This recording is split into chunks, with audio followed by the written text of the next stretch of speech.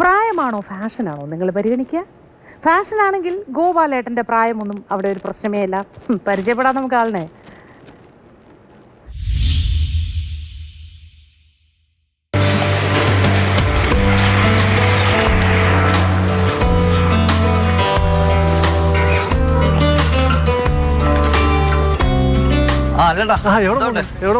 ഞങ്ങള് മോക്കൊരു ചുരിദാറിന്റെ തുണി എടുക്കാൻ വേണ്ടി പോയതാ.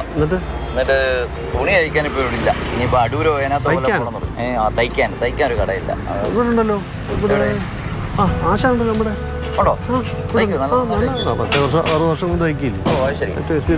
അതറിയത്തില്ല. ഞങ്ങൾ അതിനകത്തോ അടൂരോ പോകാൻ വേണ്ടി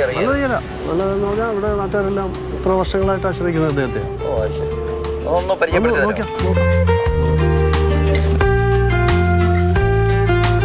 ഇവിടെ നേരത്തെ വർഷങ്ങളായിട്ട് അവിടെ കടയുണ്ടായിരുന്നു. ഇപ്പൊ പിന്നെ കുറെ നാളായിട്ട് ഇവിടെ ആണ്.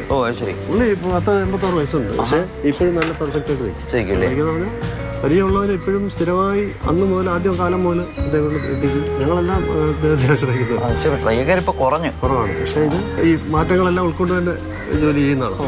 അങ്ങനെ സ്വന്തമായി മാറിക്കൊണ്ട് തന്നെ. ആശാനെ അറിയോ? അറിയോ? ആശാനാണ്, സ്വന്തം ആശാനാണ്.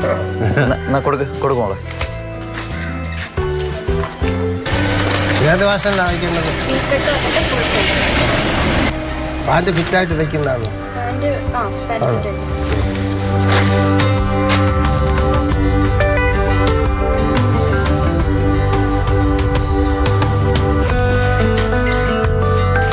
ആറു പതിറ്റാണ്ടിനിടെ ഫാഷൻ എത്രയാ മാറിയത്.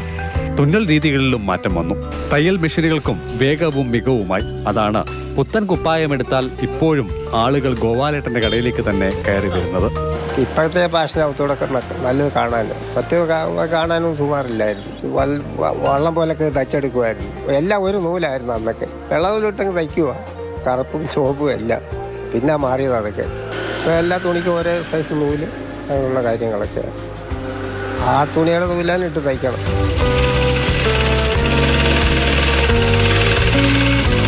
മാതൃക കാട്ടിയാൽ ഏതു ഫാഷനിലും വസ്ത്രങ്ങൾ തുന്നിയെടുക്കാം. കാലങ്ങൾക്ക് മുന്നേ ഫാഷൻ വസ്ത്രങ്ങൾ തുന്നിയതിന്റെ മികവാണ് സ്ഥിരം കക്ഷികളെ സൃഷ്ടിച്ചതും. അത് കുറേ ചുളുക്കൊക്കെ വെച്ച് തയ്ക്കുമായിരുന്നു. പിന്നെ ഇവിടെ വരെ ഫ്രണ്ടിൽ പടിയൊക്കെ വെക്കുമായിരുന്നു. പിന്നെ താപ്പോട്ടില്ല, ഇവിടെ വരെ ചുളുക്ക് പടി അതുണ്ടായിരുന്നു. അത് ആദ്യം പഠിച്ച ഒരാൾക്ക് എളുപ്പമാണ്. ഏത് ഫാഷൻ വന്നാലും അത് തയ്ക്കാൻ പറ്റും. പുത്തൻ തലമുറയിലെ കുട്ടികൾ റെഡിമെയ്ഡിന് പിന്നാലെയാണ്. മണ്ണടിയിലുള്ള അവരുടെ മാതാപിതാക്കളും മുതിർന്ന കുടുംബാംഗങ്ങളുമെല്ലാം ഇപ്പോഴും ഇവിടുത്തെ സ്ഥിരം കസ്റ്റമേഴ്സ് അത്രേ. ഇപ്പോൾ എനിക്ക് ഇപ്പം 51 വയസ്സേ ഉള്ളൂ. പക്ഷേ സത്യത്തിൽ എനിക്ക് കണ്ണാടി ഉണ്ടെങ്കിൽ മാത്രമേ പറ്റൂ.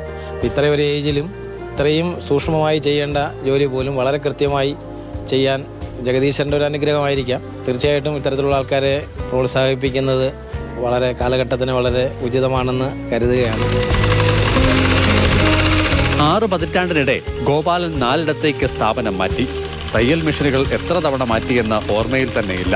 86ലും അഴകളവുകൾ നൽകി ആളുകൾ എത്തുന്നുണ്ടെങ്കിൽ പാലവിള പടിഞ്ഞാറ്റേതിൽ ഗോപാലൻ ഇപ്പോഴും ആള് മിടുമിടുക്കനാണ്. മാതൃഭൂമി ന്യൂസ്, പത്തനംതിട്ട. ഗോപാലേട്ടനെ അന്വേഷിച്ച് കുപ്പായം തുന്നാനായി വന്ന അച്ഛനെയും മോളെയും കണ്ടായിരുന്നോ?